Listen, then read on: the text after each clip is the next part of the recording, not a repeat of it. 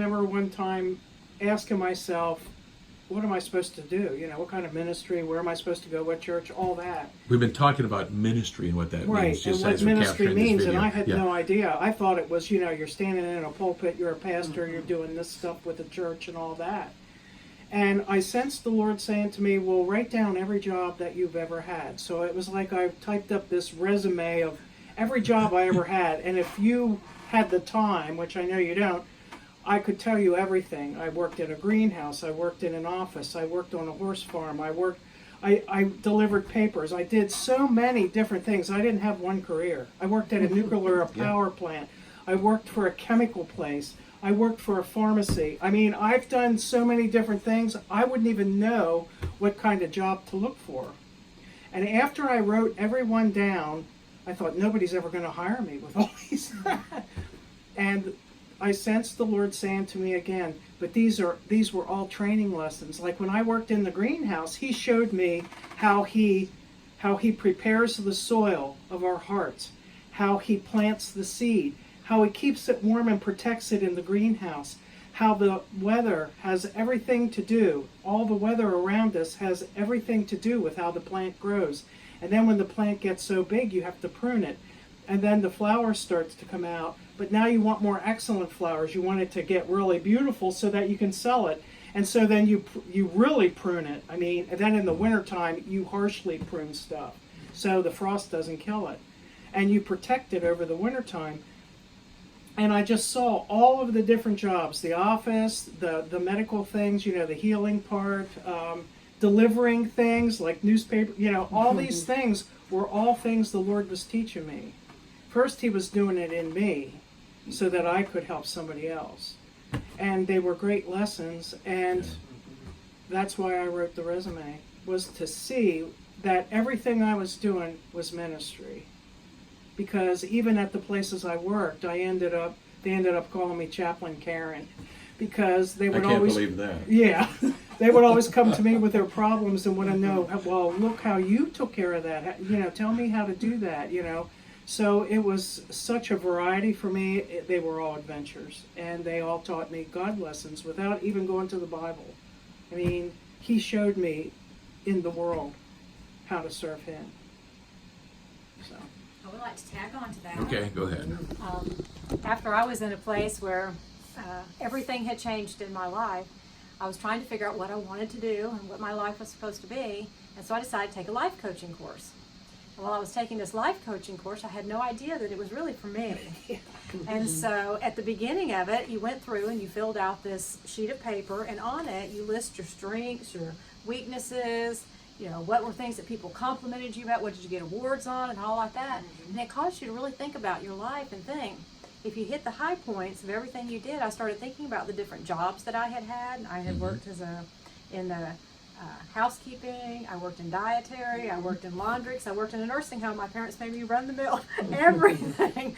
But then I went into nursing, I went into medical records, I went into different things, and I found out with everything that I've ever done, it's to bring order into chaos. It's the ability to be able to see the big picture and then break it down into smaller pieces so that it can be done. And so I found out who I was, and it doesn't matter where I go, I can operate in that thing. Whether it's to take scripture that seems difficult to someone and break it down into bullet points, whether it's to walk into a room that's utter chaos and clean it. You know, it didn't matter what it was. That's how God uniquely designed me, as somebody who can bring order to chaos. Good. Develop systems or whatever it takes to make that chaos not come back. Now, it can be the flip side and be my blind side because you want things to be structured all the time because you don't like that chaos that ensues with it. So it's difficult to function in chaos. But you can find pretty quick that it doesn't matter where you go, you can bring peace into a situation, or you can bring order into it, or whatever. That's right. And so by doing that, I thought, well, I must have done that for me. Because it begins to realize that it's something that I carry, is that desire to bring order into a situation that's not peaceful or whatever. And you get I got tools to do it with all the different jobs that I have.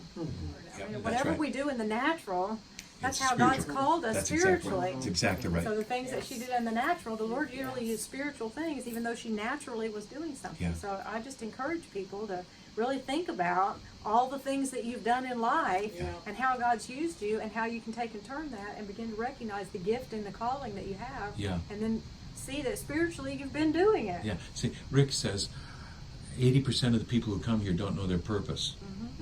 Well, why don't you just write down, do a resume or write down what you've done. You might discover who you are. That's right. Yes. Oh, that's who I am. It's not some of this outside thing that we have to live up to or get a degree or something.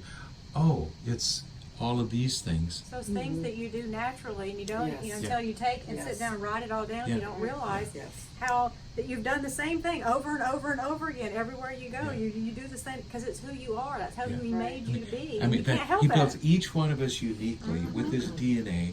That each personality, just like every snowflake is different, we are all different, and then there are a lot of snowflakes in the millennial lecture. But each one of us is unique and different, and if we have others to help us see that, or if we are old enough to think back and all that we've done, we'll discover the uniqueness of how He made us be, of what we get to do that others can't do, that I get to do this.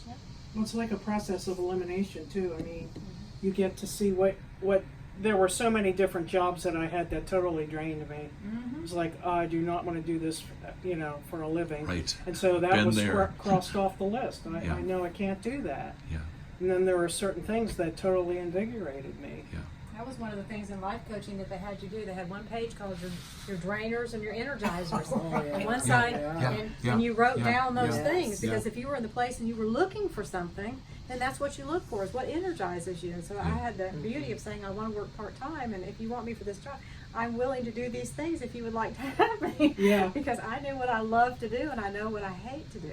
And I was I fortunate love. enough they Well, took wait me. a second. I love to work part time.